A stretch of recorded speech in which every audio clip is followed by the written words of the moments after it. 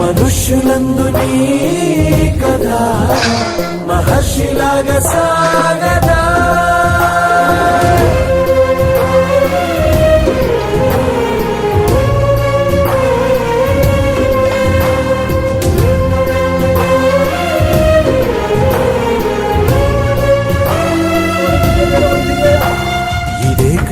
ఇదే కదా నీ కదా ముగింపు లేనిదై సదా సాగదా.